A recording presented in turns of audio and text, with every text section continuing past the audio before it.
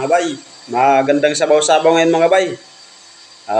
Ngayon medyo tapos na ho kami sa tapos na kami sa tapos na yung Stoco Brothers dito sa project na to. Medyo magpapaalam muna kami ulit. Iwan ko lang kung may susunod na project, pupunta ulit kami. Ayan, susulitin ko na mga bay yung yung pag namin, pagtira namin dito sa magandang bahay na to. Kumbaga sa naging mayaman din kami ng ilang araw, 2, 3. Kaya ayun Kaso mahirap yung karanasan namin dito mga bay. Ginutom kami ng mga kagamitan nila. Mahirap pala mayaman mga bay gawa ng yung mga gamit dito touchscreen. Kaya ang hirap mga bay. Pero buti na lang at kasama natin yung mga Stoco Brothers. Medyo naging madali at ang galing nila gumawa ng paraan mga bay. Kaya sa mga Stoco Brothers, saludo po ako sa inyo. Ayan, ganyan. Gawa ng medyo nila.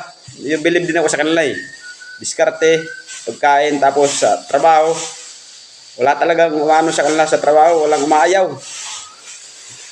Talagang palaban talaga mga bay sa trabaho. Kaya ayun, salamat at nakasama tayo sa kanila. Kaya medyo nakakatawa lang talaga yung yung hindi pa talaga ako makamubun kay kay Gabor. Sana naman Gabor.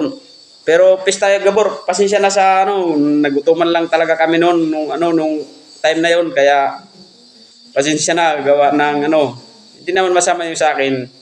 Lang talaga, hindi lang kami marunong mag-adjust. Hindi lang kami nag-adjust sa na yon. Kaya nagkaganon siguro. Pero nagawa naman ng paraan ng Stoco Brothers, maparaan naman sila. Kaya ayan, medyo nagpapasalamat din tayo. Sa mayari pala ng bahay na to, lang kami ng maraming salamat. Gawa ng medyo pinagkatiwalaan nyo yung bahay na to sa Stoco Brothers. Kaya ayun, maraming salamat. Ang ganda ng mga bay ng bahay na to.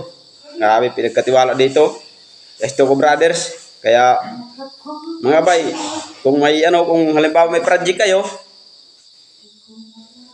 sila Stoco Brothers yung Stoco kahit sa loob ng bahay, sa labas, basta sa mga dingding, kahit sa kisame pwede. Hindi lang yata pwede sa sa mga sahig. Kaya ayun, kung may papagawa kayo, inyo lang yung Stoco Brothers, gawa ng medyo mapagkakatiwalaan talaga ng bay. Ayan ito nga ang gandang bahay, pinagkatiwala sa kanila, walang may-ari dito. Kaya medyo tiwala talaga yung mga may-ari.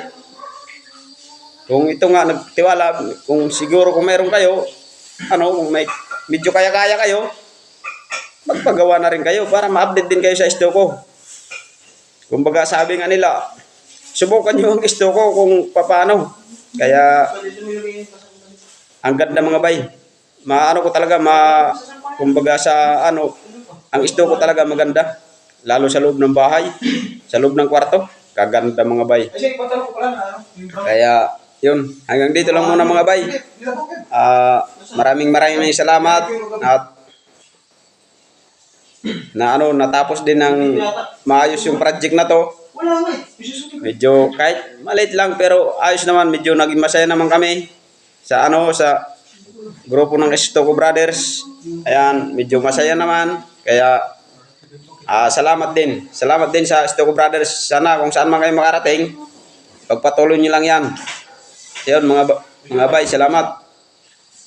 Okay. Kaya ito, ngayon, ay pala yung mga gamit dito mga bay, mga touchscreen.